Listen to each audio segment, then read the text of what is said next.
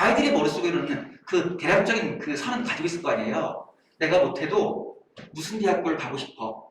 그리고 학과는 이 정도였으면 좋겠어. 라는 목표가 설정이 되어 있어요. 자, 이게 왜 중요하냐면요.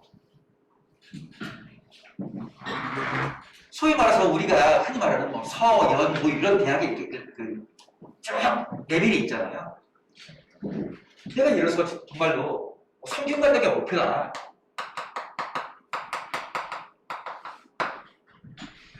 그리고 과는 경영학과가 목표다.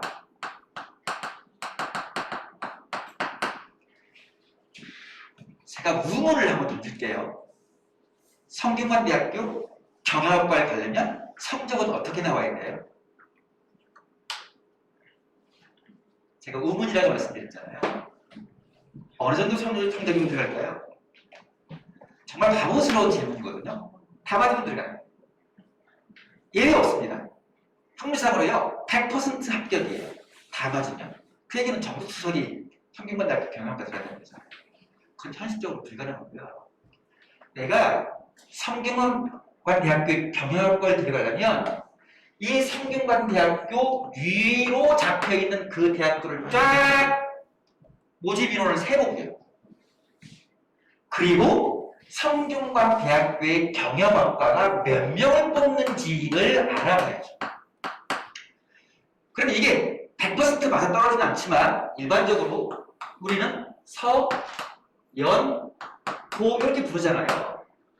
문과 학생들이 성적이 좋은데 서울을 제외한 나머지 지방으로 갈 일은 없으니까 그렇지 않을까요? 이과는 좀 다르겠지만 그러면 서울대학교하고 연세대학교하고 고려대학교하고 얘가 경영학과를 노린다면 인문계열에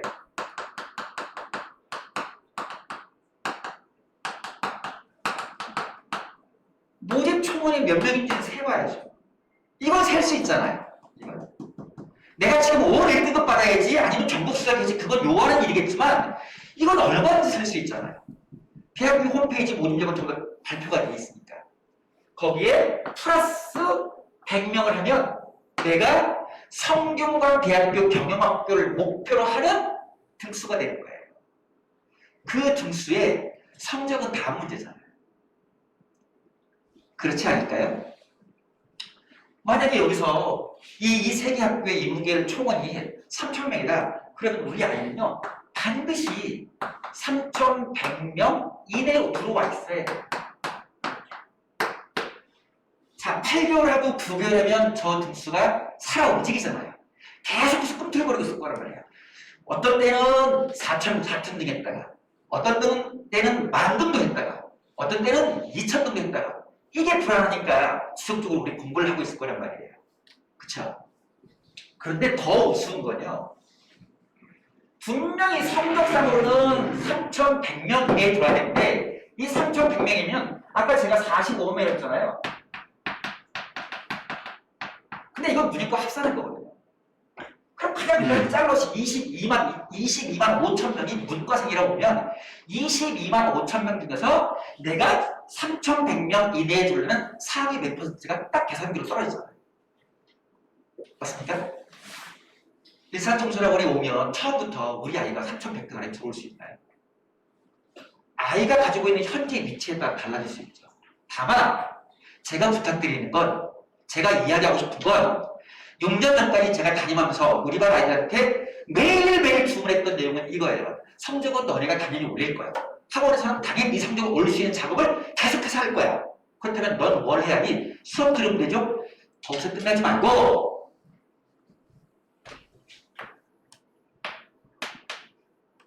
내 노력이 얼마만큼 이게 명분이 있는 노력이냐. 저는 이게 심리적으로 얼마만큼 중요한지를 27년 동안 경험을 했기 때문에 아이들한테 매일매일 주문한 거예요. 네가 지금 당장 3,100등은 아닐지언정 노력은 전국 1등이라는 생각을 했으면 좋겠다. 나는 매일매일 학원 다니면서 누군지 모르잖아요. 45만 명의 학생들이 얼마만큼 열심히 하는지는 모르잖아요. 그건 정량적으로 평가 지표가 안 나오기 때문에 본인이 만약에 나 오늘 학원에서 14시간 동안 수업도 듣고 자습하면서 나하고 계속해서 싸웠는데 그 노력의 결과는 1등이라고 자부할 수 있어 라고 9개월, 10개월을 끊임없이 이런 생활을 한다면 저는 모든 학생들은 남들이 다 부러워할 만한 성적 표상에 다 일자 나올 수 있다는 거에 제가 장담할 수 있어요. 자, 지금은 2년이 지났는데요. 제가 담임할 때는 부모님들한테 이렇게도 여쭤본 적이 있어요. 작년에 고3 부모님이었고요. 이제 올해는 원하셨든 원치 않으셨던 이제는 재수생 부모님이었는데 재수생 부모님은 고3 부모님하고 뭐가 다른 될까요? 라고 여쭤본 적이 있어요. 모르죠. 우리 아이가 재수를 처음 해봤는데 우리 아이도 재수를 처음이고 우리 아이를 바라보는 나도 지금 재수생 부모로서 처음인데 그런데 생각을 하셔야 돼요. 만약에 우리 아이가 고3 때 실패했다면 이제 재수할 때 우리 아이가 성공하길 원하고 있단 말이에요. 모든 부모님은 그러실 거 아니에요. 그럼 성공하는 그 아이를 위해서 부모인 내 역할은 어떻게 해야 되는 건지 조언을 구하셔야죠. 성공한 부모님한테 조언을 구하셔야죠. 실패했던 부모님들은 그건 경험이 아니잖아요. 많이 들었던 이야기예요. 재수에도 안 올랐다면서요. 실패한 분들 이야기죠. 성공하신 분들의 이야기를 들어봐야죠. 지금 이 자리에 앉아있는 친구들 이거 고민 많이 해봤으면 좋겠어요. 자, 그럼 다시 처음으로 돌아가서요. 작년 수능 끝나고 나서 2달 지났어요. 올해 11월 17일 날 그 수능을 같이 봐야 될 경쟁자들은 2달 동안 지금 공부를 계속해서 하고 있는 거예요. 계속해서. 자, 그런데 지나간 2달은 이제 되돌릴 수 없잖아요. 그럼 남아있는 오늘부터라도, 내일부터라도 양은 중요하지 않습니다. 한다는 그 느낌이 중요한 거지. 오늘부터, 내일부터 어떤 식으로든 공부를 진행했으면 좋겠습니다.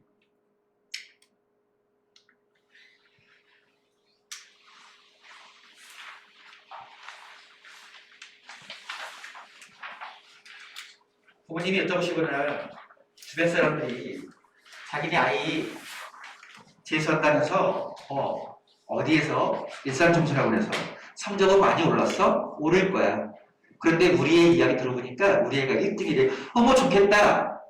아직 성적은 아니고 노력은 1등이래. 그게 뭐가 문제가 될까요? 남들이 알아주지 않을 뿐이지. 일산청소학원의 3개년 실적입니다. 자, 이 3개년 실적을 제가 설명이 시작하는 처음 그 단계에서 보여드리는 이유는요. 물론 이 3개년 동안 다음과 같은 실적을 냈다는 건 이럴 수 있습니다. 여기 앉아 계신 부모님 또는 학생 중에 난 여기 관심 없는데? 아니 관심 없는데? 내가 지금 1년 동안, 9개월 동안, 10개월 동안 다시 하겠다는 이유는 여기는 이미 내 관심사가 아닌데? 그럼 내가 관심 있는 대학교가 어디인지에 따라서 봐야 되는 거예요. 이걸 보여드리는 이유는 딱 하나예요. 저렇게 그 실적을 내기 위해서 학생들은 9개월 또는 10개월 동안 매일매일이 사투 정도가 되지 않겠어요. 그런데 아무리 의지가 있는 학생일지라도 누가 저걸 뒷받침하지 않으면 성적이 안 올 것 같다면요. 감사진이에요. 감사진. 그러니까 학원에서 실적을 공개한다는 건 마치 무슨 이야기하고 똑같냐. 우리 학원은 이런 실적을 낼 수 있는 감사진이 이미 구성이 되어 있습니다. 라는 이야기. 굳이 이걸 보여드리는 이유는 질문 중에 이런 것도 있었거든요. 일산청소학원의 감사진은 어때요? 저희가 국어과는 몇 명이고요, 수학과는 몇 명이고요, 영어과는 몇 명인지 말씀을 드려도 부모님들은 모르시잖아요. 하지만 대신 이런 결과물을 만들어내는 감사진이라는 말씀을 드리고 싶었던 거예요.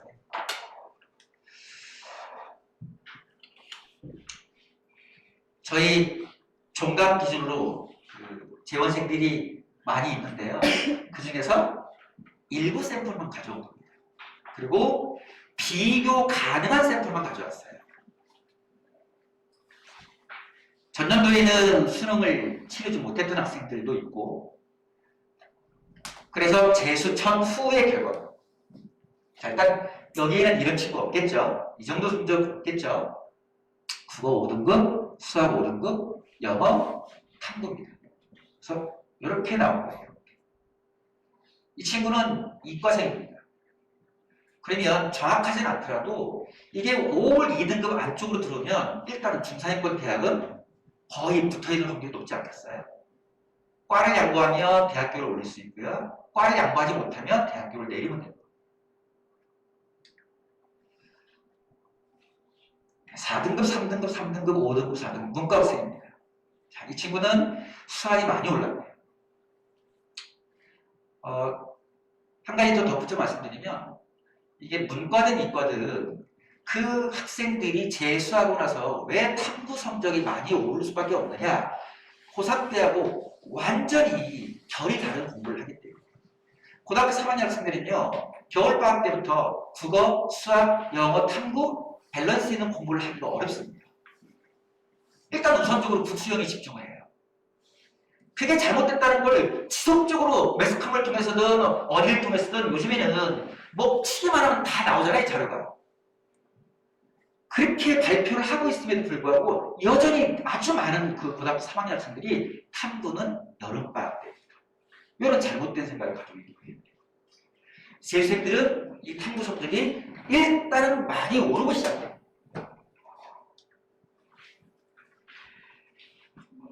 이 친구는 2등급, 2등급, 1등급, 1등급, 1등급처럼 보이나 어쨌든 등급은 100분위로 결정하기 때문에 100분위가 95, 95거든요. 그러면 5, 1등급이에요.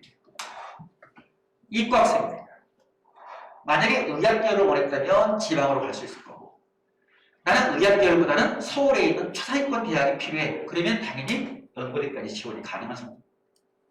그러면 재수하기 전에 2등급, 3등급, 1등급, 4등급, 5등이면 이건 서울에 있는 중위권 대학이거든요. 중위권 대학에서 남들이 부러워할 만한 초상위권 대학으로 진입 가능하다는 거예요. 저게 가능하려면 아까 말씀드린 것처럼 목표가 있어야 됩니다. 그 목표에 걸맞는 자기 노력이 매일매일 따라가고 있어요. 참 우리 아이는 아니죠. 뭐 저런 애도 재수한대 하고 들으셨겠지만 거의 원서를 못 쓸 그럴 지경이 있던 학생들이 물론 아쉽죠. 아쉬운 건 맞습니다. 3등급, 3등급, 3등급, 1등급, 3등급. 일단 지방에 있는 국립대에도 지원하지 못할 성적이 서울에 있는 일단 중위권 대학에서 가능할 거니까요. 그러면 저게 어떻게 가능하냐? 이게 수학이 7등급에서 3등급까지 진입이 가능할까요? 저는 9등급 학생이 1등급 찍는 것도 봤어요. 지금 제가 보이는 것은 15등급, 13등급, 14등급 이렇게 오른 친구가 보이는데 재작년에 어떤 친구가 있으면요. 27등급 오른 친구가 나왔어요. 27등급. 그러니까 67, 67 했던 친구가 5, 1등급 찍으니까 딱 27등급 나오거든요. 참 드문 케이스예요. 그러면 고등학교 3학년 때까지는 머리가 안 좋았다가 일사청천하고 오면 IQ가 좋아지면 그걸 될 거란 말이에요. 그러니까 본인의 목표 설정에 걸맞는 학습 행위를 계속해서 하고 있고 그걸 끊임없이 수업을 듣고 자습하면서 고민하고 이런 것들이 연쇄적으로 이루어졌기 때문에 그런 결과들이 나올 수 있지 않을까 싶습니다. 참 많이 올라가죠. 올라가더라도 아쉬워해요. 특히 작년에 이제 그런 상황이 벌어졌는데 문과 학생들은 사탐 다 맞지 않으면 1등급이 어렵습니다. 그러니까 부모님들이 보시기에 생년이 3등급, 상훈이 2등급 그럼 얘는 공부를 조금 게을리겠네. 아니에요. 이 친구들은 한 개, 두 개밖에 안 틀린 거예요. 그러면 내가 목표했던 대학교의 레벨을 한 단계 더 업그레이드 시키려면 이게 좀 어떻게 들으시면 모르겠지만 국어하고 수학하고 영어는 틀려도 되는 과목이고요. 탐구는 틀리지 말아야 되는 과목이에요. 국어 한 문제 틀리면 몇 등급 나올까요? 무조건 1등급이에요. 영어 세 문제 틀리면 하나에 무너져도 1등급이에요. 90점 이상이면 무조건 1등급을 줘야 되는 거니까. 그래도 국어, 수학, 영어는 틀려도 1등급 나오는데요. 탐구는 틀리면 1등급이 안 나올 수 있는 거예요. 특히 이과 학생들 이게 수탐 반응 비율이 높잖아요. 그렇죠? 여기가 1등급이라고 가정해보세요. 대학교가 다르지 않겠습니까? 그래봤자 1등급 받은 친구하고 3등급, 2등 받은 친구의 틀린 문학수는 2개 또는 3개밖에 안 돼요. 이 두 문제, 세 문제가 그 아이의 대학을 결정해버리는 거예요. 밖에서는 그렇게 평가를 합니다. 아, 쟤는 저 정도에 들어갈 만한 학생, 이렇게 평가하는 거예요. 누구도 할 수 없어요. 그 아이의 노력 팬이에요. 어차피 해야 하는 거라면 9개월 동안 탐구는 절대로 틀리지 말자 라는 각오도 필요한 것입니다. 네, 이렇게 올릴 수 있다는 것, 우리 일사청소년의 강사님들이 이런 성적을 만들어낼 수 있다는 걸 지금 보여드리고 있는 겁니다. 자, 이 친구는 굉장히 아쉬운 게 영어도 2등급이고 그리고 지구과학 3등급. 작년에 이과 학생들이 있었다면 생명과학 1하고 지구과학 1, 이 두 과목이 학생들의 골탕을 많이 먹였던 과목이잖아요. 그러면 역대 그 평가원에서는 일반적으로 이렇게 합니다. 전년도에 학생들을 골탕 먹였던 과목이 있으면 그 다음 년도는 굉장히 신중해요. 2년 연속 욕먹을 수가 없습니다. 그 첫 번째의 지표가 유평에서 보여줄 거예요. 생명과학 1하고 지구과학을 이렇게 냈더니 아이들의 학력평가가 이렇게 올라가더라, 내려가더라. 이런 걸 보여줄 겁니다.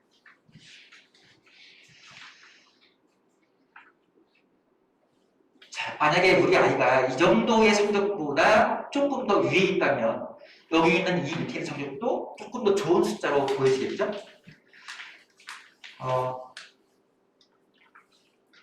빨리빨리 넘기겠습니다. 6등급에서 3등급, 2등급 이거 가능할까요? 저도 2년 전까지는 그 수험생의 학부모였어요. 우리 아이한테는 공부 열심히 하라 라는 얘기 하지 않았습니다. 딱 한마디 했어요. 딱 한마디. 네가 매일매일 하고 있는 이 공부의 양은 누구한테 보여주려고 하지 마라. 하지만 네 머릿속으로는 내 노력력이 1등이야 라는 생각만 하라 라고 부탁을 했고요. 저도 공부는 아이가 하는 거기 때문에 옆에서 응원할 수밖에 없었어요. 그래서 제가 할 수 있는 건 딱 하나였어요. 요즘에는 자동차 성능이 너무 좋아서 이 크루즈 기능 다 아시죠? 저는 출근하고 퇴근할 때요. 그 크루즈에 속도를 111km로 설정해 놓고 다녔어요. 아, 내 새끼 5를 1등급 받았으면 좋겠다. 제 노력이 조금 부족했던 것 같습니다. 우리 아이는 5를 1등급 받지 못했어요. 지금 보여드리는 이 부분은 일사청소라고는 모든 강의를 일단 녹화를 해놓습니다. 녹화를 해놓고 이 녹화하는 이유는 결석한 아이들 때문에, 조퇴한 아이 때문에, 외출할 친구 때문에 아니에요. 현장에서 수업을 들었는데 자습 시간에 그걸 풀려고 보니까 어떤 특정 부분이 이해가 안 되더라. 복습 영상. 수업은요, 고민거리를 가져오려고 수업을 듣는 거예요. 내가 얼마만큼 정확하게 알고 있는지를 선생님의 수업을 통해서 계속 비교하려고 수업을 듣는 거예요. 그렇기 때문에 수업도 필요하고 자습도 필요합니다. 그런데 만약에 이걸 아이들이 착각해서 복습 영상물일지라도 처음부터 끝까지 계속 들으면 그 역시 시간 낭비잖아요. 그러니까 모르는 부분만 집중해서 들으면 돼요. 이건 뭐하고 똑같냐면 인간하고 똑같습니다. 이게 예전보다 이 코로나 2년을 맞이하면서 학생들의 전자기기에 이 애착이 굉장히 강해졌어요. 거의 대부분 학생들이 인간 기반을 놓을 수가 없어요. 그런데 실패한 걸 뻔히 알면서 인강을 듣는 친구는 없잖아요. 대한민국에서 유명하다는 국어, 수학, 영어, 탐구 선생님 딱 한 명씩의 인강을 듣는단 말이에요. 그러면 그렇게 열심히 듣고 그렇게 좋아했던 강사의 강의를 들었으면 성적이 올라갔어요.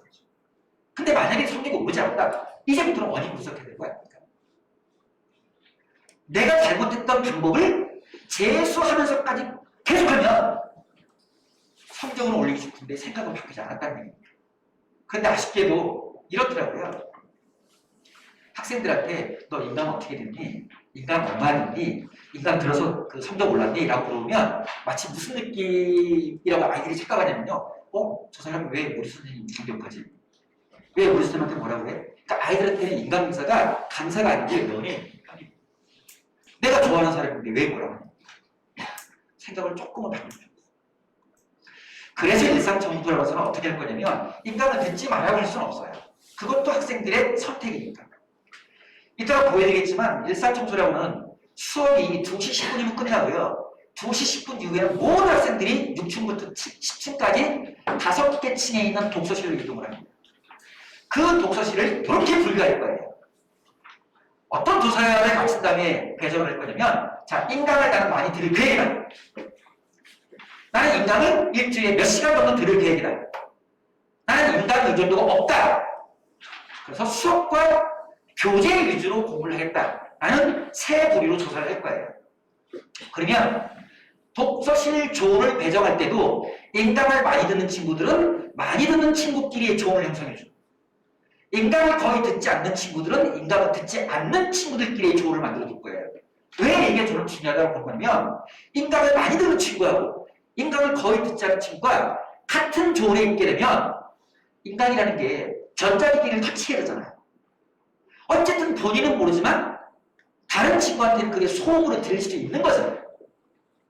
그래서 분리해야 해요. 인강을 듣는 친구는 전부 다 이걸 끼고 있을 거예요. 옆에서 다른 친구가 기기를 작동하더라도 그 소리가 안 들어올 겁니다. 그래서 분리할 겁니다. 일상정보라고 하는 지리응답 시스템입니다. 총 4가지의 방식이 있어요. 첫 번째, 수업을 들었던 강사든 자기가 수업을 듣지 않았던 강사든 어쨌든 일상청소년에 출강하고 있는 모든 선생님한테 질문할 수 있습니다. 국어과는 6명이 출강하고 계시고요. 수학과는 10명, 영어과는 3명입니다. 일단 국수영만 나왔어요. 그 19명한테 국어, 수학, 영어 질문합니다. 왜 제가 국어, 수학, 영어만 말씀드리면 탐구는 참 희한하게도 자기가 수업을 들었던 탐구 수련한테만 질문한다. 근데 국수영은 달라요. 수업을 들었던, 듣지 않았던 일단 내가 수학 모르면 수학생한테 찾아와요. 그렇게 질문할 수 있습니다. 근데 이 1대1의 질의응답 방식은 저 뒤쪽에도 지금 설치가 되어 있는데요. 모든 방식에는 저 패드가 하나 설치되어 있습니다. 저 패드는 어떤 목적이냐? 월, 화, 수, 목, 금 국어과 수학과 영어과 선생님들이 몇 시부터 몇 시까지 질문을 받게 되는지 그 학생들한테 이미 공지가 되어 있어요. 나는 수학생한테 질문하고 싶다. 그리고 그날 질문을 받아주실 수학생을 딱 클릭하면 질문할 시간이 쫙 체크되어 있습니다. 거기에 클릭하면 질문할 수 있는 시간이 예약이 됩니다. 그러면 내가 선생님한테 질문을 했는데 다른 친구들이 쫙 줄을 서서 기다리는 그런 헛된 시간은 줄일 수 있겠죠. 두 번째, 모든 질의응답이에요. 이건 학생들이 선생님한테 저 이 문제 제가 풀다가 못 풀었어요. 어디에서 막혔어요? 라는 것을 이야기하지 않고 반대로 선생님들이 학생들한테 내용을 발표를 해요. 자, 수투 몇 페이지부터 몇 페이지까지 내용을 질문을 받아줄 거니까 그 질문할 친구들은 무슨 강의실로 모이세요? 라는 거예요. 그럼 그 공통된 질문을 할 친구들은 한 강의실에 모여서 선생님이 다시 한번 이렇게 풀이해 줄 겁니다. 그 대신 이제 수업과는 다르겠죠. 학생들이 그 부분을 궁금해서 온 거니까 계속해서 질문을 하는 거예요. 이거 이해된 거 맞니? 이해된 거 맞아? 확인하고 체크하고 또 다음 페이지로 넘어가고 이런 방식이 모든 질의응답이에요. 세 번째는요. 반응이 너무 좋아서 우리 일산청소라고 하는 1층을 얼마 전에 공사를 다시 했습니다. 세미나실 3개를 더 만들었어요. 그 세미나실이 뭐냐? 학생들이 자발적으로 스터디 그룹 하는 거예요. 내가 알고 있는 거하고 알고 있다고 생각하는 거하고 내가 알고 있는 걸 직접 풀어서 OMR 카드에 정확한 정답을 체크하는 건 다르잖아요. 내가 자습 시간에 고민하다가 문제를 풀었어요. 근데 그 문제를 푸는데 걸리는 시간이 10분도 지나가고 20분도 지나가고 30분이 지났다면 분명히 그 아이는 그 문제를 풀 수 있는 능력을 가지고 있음에도 불구하고 고사장에서는 틀릴 수 있잖아요. 그럼 시간이 오래 걸린다는 건 하지 않아도 될 잔가지 격가지가 있다는 거 아닐까요? 그걸 해소하는 방법을 찾아나가는 거예요. 선생님한테 질문해야 되고 본인이 고민해야 되고 아니면 비슷한 고민을 하고 있는 친구들끼리 스터디를 합니다. 그전에는 저 스터디 그룹에 학원에서는 어떤 지원도 할 계획이냐면 아이들이 만약에 A 그룹 학생들이 5명인데 그 학생들이 국어 스터디 그룹을 한다. 그럼 6명 중에 1명한테 멘토 역할을 시키는 거예요. 아이들끼리 고민하다가 만약에 해결하지 못했을 때 누군가는 도와줘야 할 거니까. 그럼 아이들 입장에서는 굉장히 강한 충격으로 머릿속에 남아있겠죠. 오랫동안 고민했던 것을 해결했겠죠. 그리고 네 번째는 수학만, 아쉽게도 수학만 하고 있는 큐리 시스템이라고요. 이건 학원에 있지 않더라도 학생이 집에 갔어요. 그리고 이 문제가 안 풀리면 잠을 못 잘 것 같아요. 그 궁금했던 부분을 휴대폰 카메라를 탁 문제지에 대고 찍어서 전송하면 이렇게 누군가가 대답을 해주는 그런 시스템입니다. 일산청소학원의 학사 일정입니다. 저희는 총 4개의 시즌이 있고요. 4개의 시즌이 평균 10주입니다. 10주에 한 번씩 이렇게 새로운 과정으로 다시 대표되는 거예요. 조금 거친 표현이지만 이 시즌별로 국어, 수학, 영어는 완결성이 생깁니다. 그러니까 시즌 1 때 국어, 수학, 영어 부제가 다 끝나고요. 시즌 2가 되면 다시 새로운 배경 끝나고 시즌 3, 시즌 4, 그래서 총 4바퀴가 돌아가는 거예요. 탐구는 4바퀴가 아니고 2바퀴 또는 3바퀴가 지금 돌아갈 예정입니다. 자, 이 매 시즌마다 학생들이 선택하는 시간표들이 조금씩 다른 거예요. 시즌 1 때는 개념이 좀 많이 들어갈 거고요. 시즌 2에는 그 개념을 통해서 학생들이 문제에 적용하는 그 정력 테스트를 할 거고요. 시즌 3에는 부평 대비로 갈 거고 시즌 4에는 수능 대비로 각각의 시즌이 구성되어 있습니다.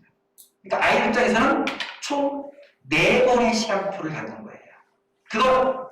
그 시간표는요, 이럴 수 있거든요. 우리 아이가 수학 점수가 70점이에요. 근데 그 70점이라는 학생이 다른 친구도 70점이에요. 70점의 학생들이 지금 여기 이렇게 모여있다고 가정하겠습니다. 그러면 그 70점이라는 원점수가 동일한 친구들한테 그럼 수학 강사가 수학도 같은 내용을 설명하고 수투도 같은 내용을 설명하고 선택 과목도 같은 내용을 설명하면 이 자리에 모여있는 모든 원점수 70점 학생들은 자기한테 맞는 수업이 될까요? 아닐 수 있잖아요. 원점수 70은 세 과목의 점수를 합산한 거잖아요. 그럼 어떤 친구는 수학은 잘하지만 수투하고 선택 과목을 못할 친구도 있고 어떤 친구는 수투하고 선택 과목은 잘하는데 수원이 꽈라를 치고 있을 거란 말이에요. 그래서 동일한 원점수, 동일한 집단이라고 하더라도 학원에서는 다른 방식의 수업을 할 수밖에 없다. 이게 청소학원이 본격적으로 선택 수업을 고민한 이유입니다.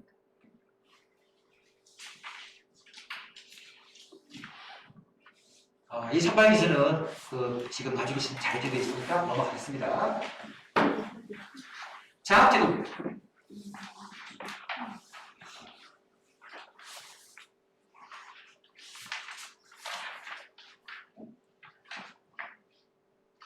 착한 기업은 아니지만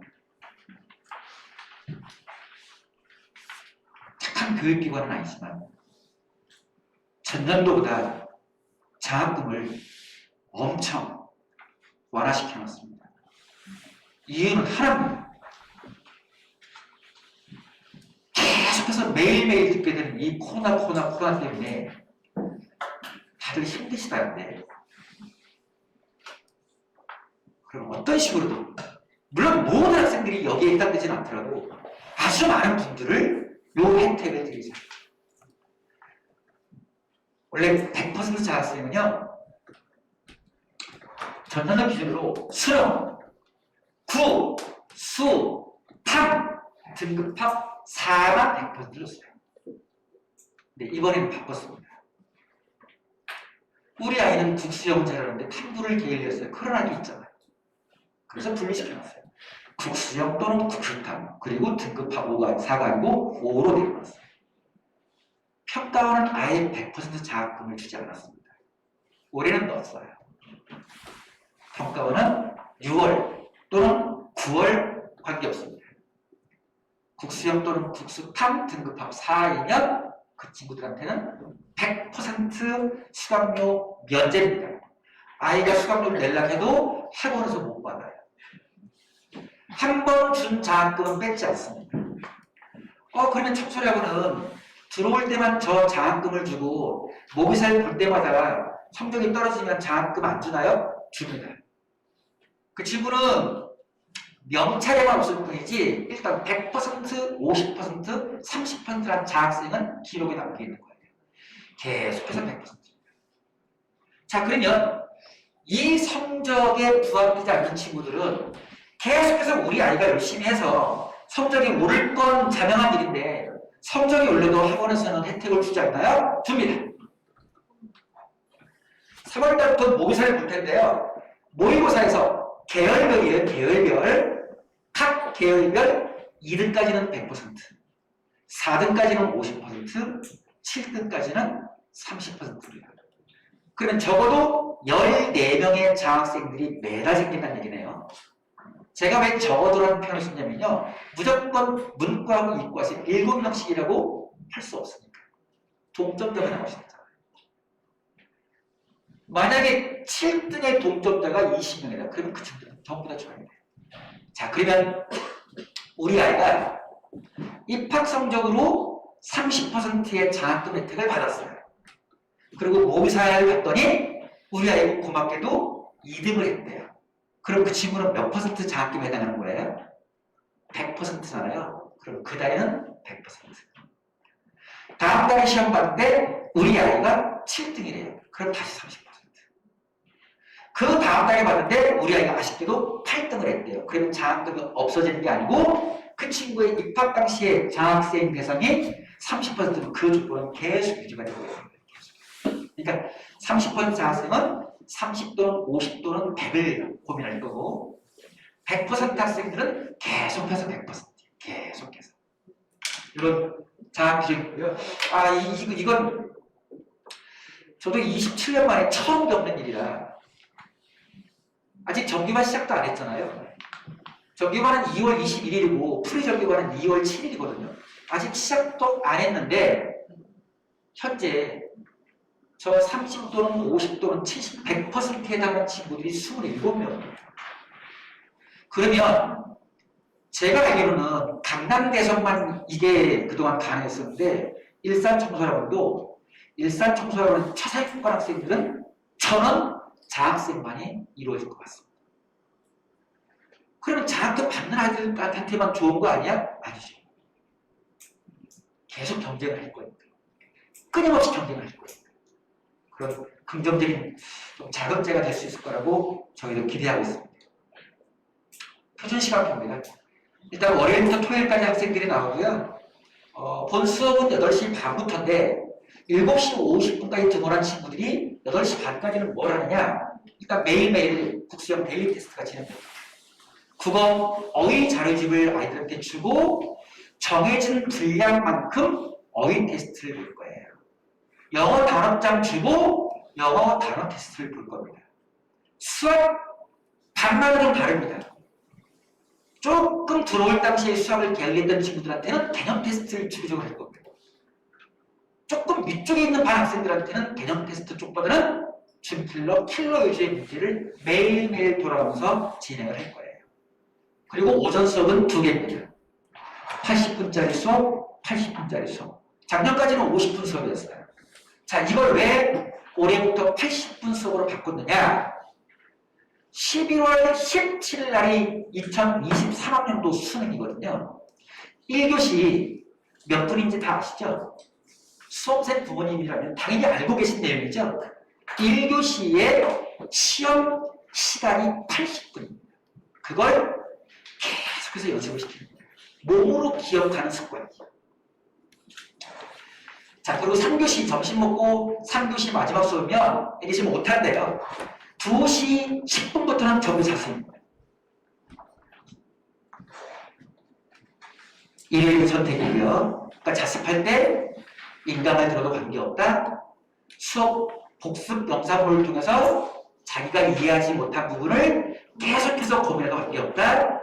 내 고민이 얼마만큼 합리적이고 합당한지 선생님한테 질문해도 관계없다. 자, 이게 이제 시각표입니다. 아까 제가 앞서 말씀드렸잖아요. 원점수가 동일한 학생들이 같은 반에 있을지라도 그 아이들의 수준은 다 다를 수 있다. 그럼 다 다른 학생들의 니즈를 어떻게 맞출 것이냐. 만약에 저도 강의를 해봤지만 성적대가 넓어져 있으면요, 강사 입장에서 굉장히 무겁습니다. 포커스를 어디에 맞춰야지. 그럼 어쩔 수 없이 평균에 맞춰요. 1등급부터 만약에 4등까지 같은 반에 모였다. 그럼 절대 1등급 학생들은 수업 못해요. 2등급, 3등급, 4등급 학생들이 더 모아야 돼요. 그렇다고 4등급에 맞출 수 없잖아요. 맞출 수밖에 없어요. 그러면 강사도 힘든 일이고 1등급 학생이나 2등급 학생이나 3등급 학생이나 4등급 학생이나 만족스럽지 못한 수업을 들을 수밖에 없어요.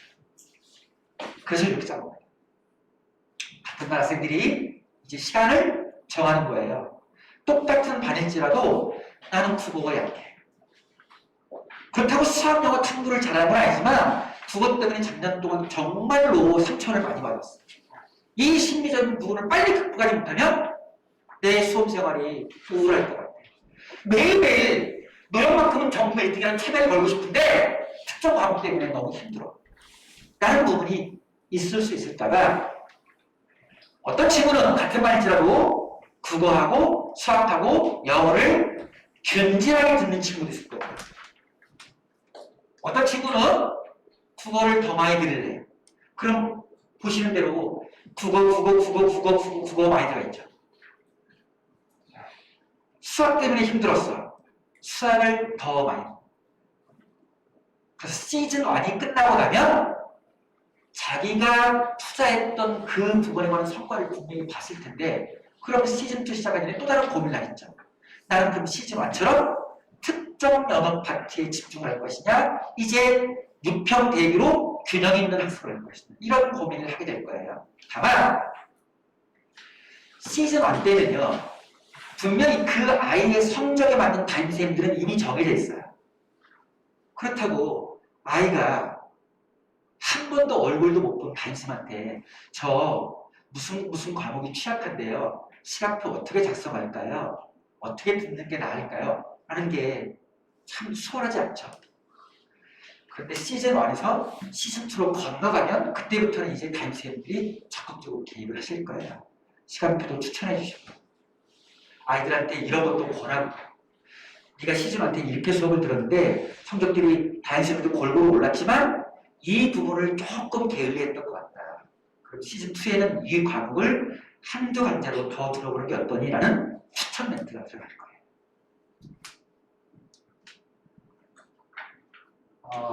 학생들이 시간표를 선택할 때는요. 시간표를 선택할 수 있는 각각의 강좌 안내가 다 들어갈 거예요.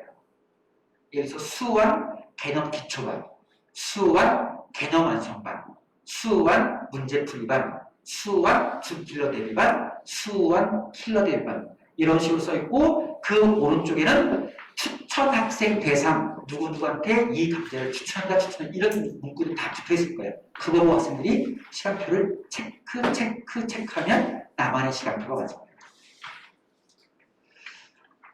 우리 전략단님들은 5년 전까지는 강사했는데요. 지금은 수업하지 않습니다. 강의는 학과목 강사들, 그분들이 수업하시고요. 옆에서 입시를 동행할 우리 전략단들은 생활관리, 성적관리, 수시, 정시, 배치상담까지 다 도맡아서 하게 될 거예요.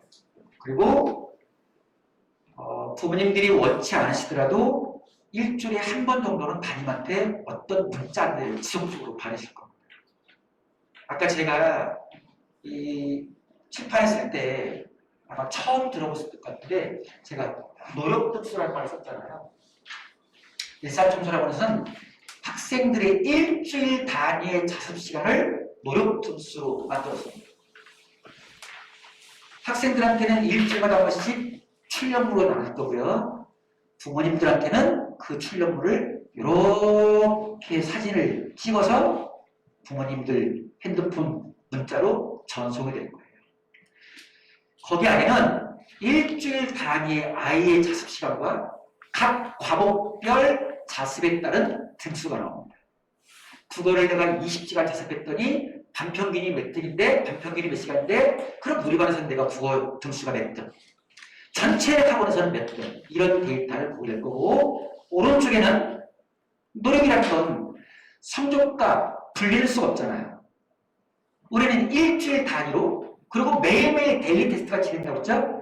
그런 성적 자료가 오른쪽에 붙어 있을 거예요. 그 연관관계를 부모님도 보실 수 있습니다.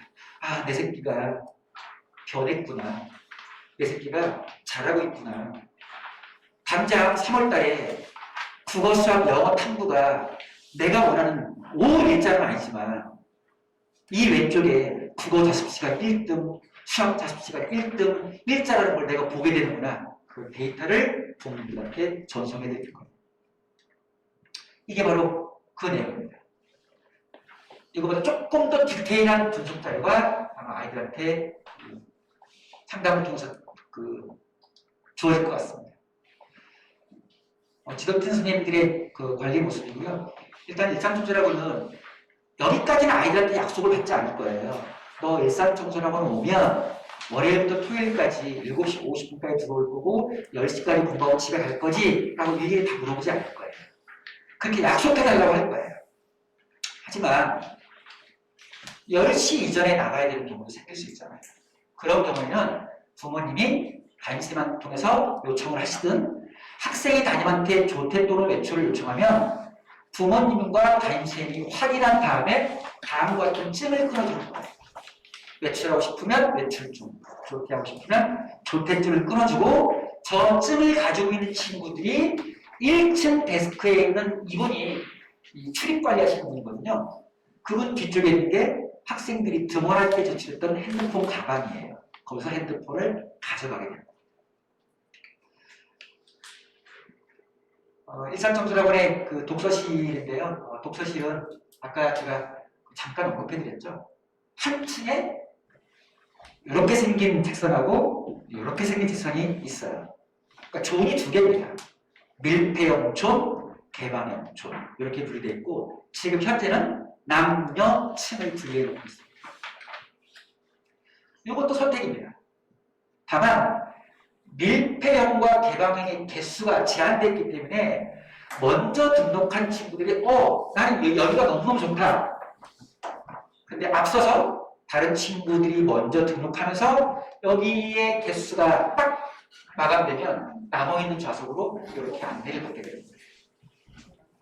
독서실 비용은 받지 않습니다. 이상으로 제가 준비했던 내용인데요.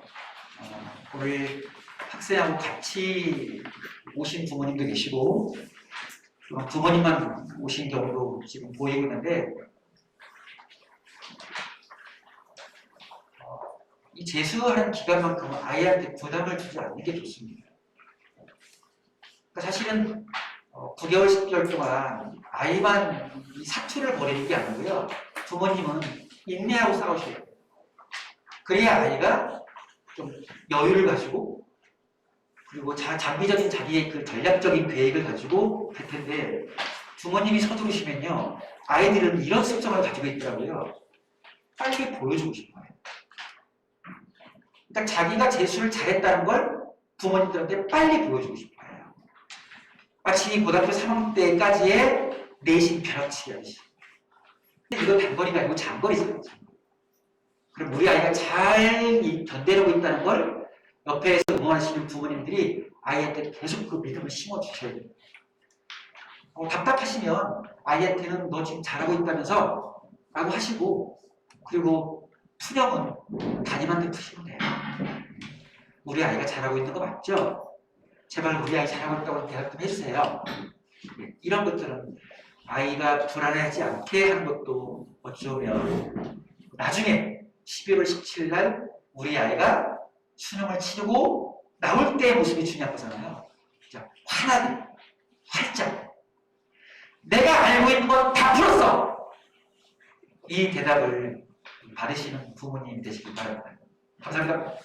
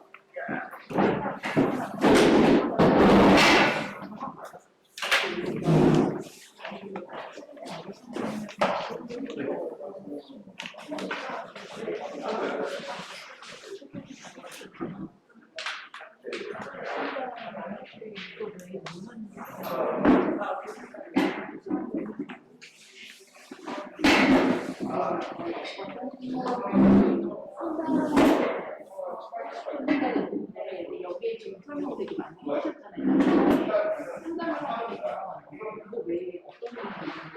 궁금해하시는 거 있는데 저는 제가 말씀드리고 싶었던 걸 해보고 또 그거 배우고 상당히 원하시는 건 아이가 궁금해하는 거죠.